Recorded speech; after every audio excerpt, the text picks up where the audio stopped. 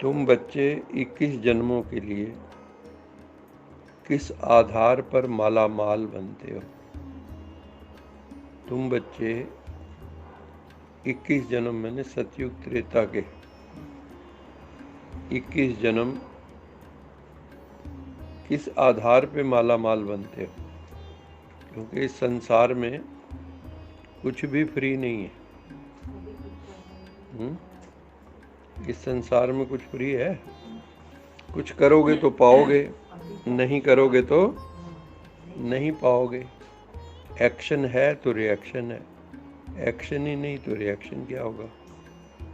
तो हम इस वक्त ऐसा क्या करते हैं जिससे हम भगवान हमें माला माल कर देते हैं?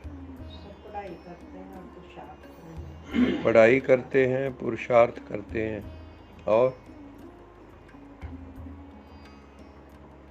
क्या करते हैं? भगवान के बताए रास्ते पे चलते हैं, और अवगुण छोड़ के गुण धारण करते हैं, और ज्ञान का प्रचार प्रसार करते हैं, उसके कारण माला माल बनते हैं, और बाबा की याद में रहते हैं, सेवा करते हैं, और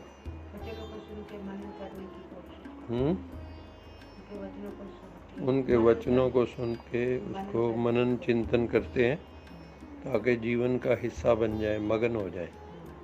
मनन से मगन अवस्था आती है। आप किसी चीज़ का मनन करते रहो तो धीरे धीरे उसी में खो जाओगे, उसी का रूप हो जाओगे। भगवान को क्यों कहते हैं याद करो? उस जैसे बन जाएंगे। जैसे उदाहरण देते हैं ना, जैसी स्मृति होती है वैसी आपकी मेंटल स्टेट हो जाती है, मन की स्थिति। जैसे बचपन में आपको कुत्ते ने काट लिया, ठीक है, वो याद आपकी बुद्धि में आज भी है। अभी भी कहीं कुत्ता देखोगे तो क्या होगा? उससे दूर से निकलने की कोशिश करो। तो है क्या? सिर्फ बुद्धि में स्मृति ही तो है। स्मृति वो पुरानी। अब कोई भी कुत्ता आ जाए, हमें ये लगता है कहीं काट ना ले, तो हमारी स्थिति वैसी हो जाती है। जैसी स्मृति वैसी स्थिति। तो बाबा क्यों कहता है कि अपनी स्मृति बदलो? अब देह की स्मृति, देह के जगत की स्मृति, अब है आत्म स्मृति, परमात्म स्मृति। जब स्मृति बदलती है तो मानसिक स्थिति भी बदलती है, आपकी दृष्टि भी बदलती है, दृष्टिकोण बदलता है जीवन के प्रति। कोई परिस्थिति आती है तो आप जल्दी उससे बाहर आ जाते हैं। कई लोग होते हैं ना, एक चीज़ पकड़ ली, जिंदगी भर नहीं भूलते, गांठ बांध लेते। फलाने ने मेरे को इस समय ये बात कही और उसको रिपीट करते रहते। वही जैसे कल कह रहे थे कि कोई ना कोई फूफा रूठ जाता है तो फिर उनको मनाना पड़ता है, तो वो गांठ बांध रखी है। चाहे 10 साल बीत जाए, 5 साल बीत जाए। बताते हैं ना, भी 2 भाई थे, तो उनकी किसी बात पे हो गई तो कसम खा ली दोनों ने कि हम एक दूसरे की दहलीज पार नहीं करेंगे।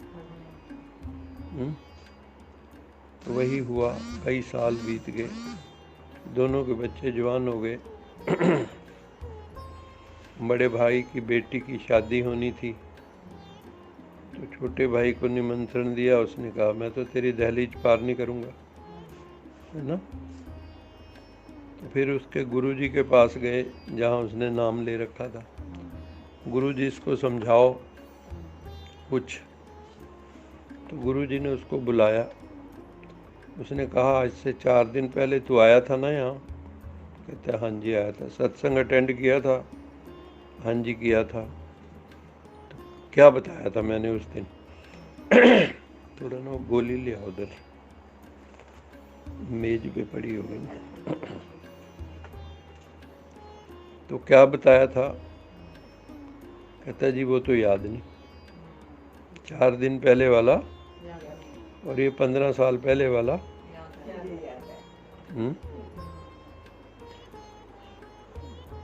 है ना कमाल की बात। तो ये होता है, हम लोग क्या है ना, कीड़े ज़्यादा चुनते हैं, मोती नहीं चुगते। अब वो मिल जाए तो ठीक है कलयुग में। तो बाबा कहते हैं कि किस आधार पे माला माल बनते हैं? संगम युग पर जो अभी टाइम चल रहा है, तुम डायरेक्ट भगवान को अपना सब कुछ दे देते हो। सब कुछ भगवान को अपना सब कुछ दे देते हो, सब कुछ ट्रांसफ़र करते हो, सब कुछ इंश्योर कर देते हो। बाबा ने एक मुरली में कहा था ना कि सबसे बड़ी इंश्योरेंस कंपनी किसकी है? भगवान की। आप कुछ भी देते हो इंश्योर हो जाता है।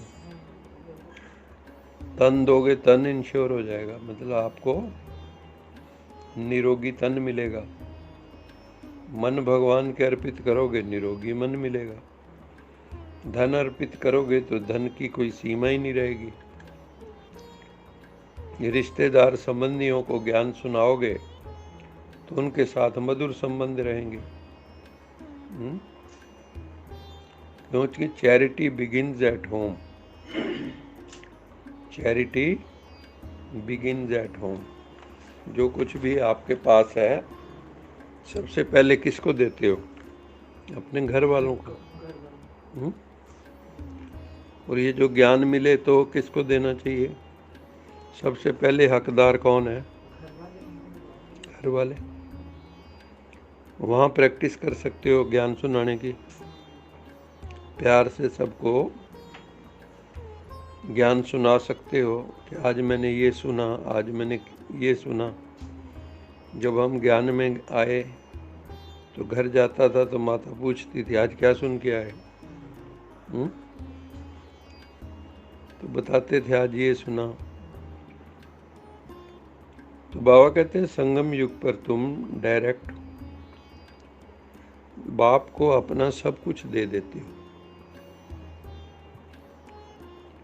सब बाबा के हवाले कर देते हो। इसके रिटर्न में, इसके एवज में, इसके बदले में तुम 21 जन्मों के लिए माला माल बन जाते हो। दुनिया में तो कोई एक जन्म के लिए आपको, जैसे पढ़ाई टीचर ने, तो हो सकता है कि एक जन्म के लिए आपको सोर्स ऑफ इनकम बन जाए, आय का स्रोत बन जाए। लेकिन ये ऐसी पढ़ाई है 21 जन्मों तक इसका असर चलता है, क्योंकि इसकी मर्यादाएं बहुत ऊंची हैं। इसलिए सब कुछ अपने अंदर से देखना है कि मैं सब कुछ को अमानत समझता हूँ।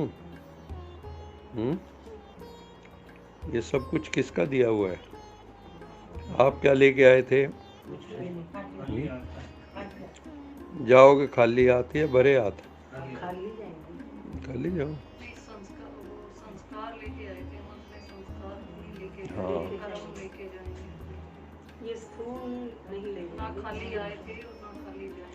थोड़ा बहुत भाग्य लेके आए थे, फिर उसको यहाँ पे ज्ञान से आपने, जब भाग्यशाली भाग्य विधाता मिल गए तो भाग्यशाली आत्मा हो गई। अभी पद्मा पदम भाग्यशाली आत्मा है। तो 21 जन्मों के लिए इस पढ़ाई की जो है कमाई मिलती है। इस पढ़ाई की कमाई कितने जन्म मिलती? 21 जन्म। आपको कुछ करना नहीं पड़ेगा, कहीं जाना नहीं पड़ेगा, कहीं नौकरी नहीं टोकरी कोई उठानी नहीं पड़ेगी, मौज ही मौज हो जाएगी। बाबा कहते हैं इस समय तुम्हारे पास जो भी कूड़ा कचड़ा है वो मुझे दे दो। इसलिए शिव के ऊपर जो लोग चढ़ाते हैं आक धतूरा जैसी चीज़ें,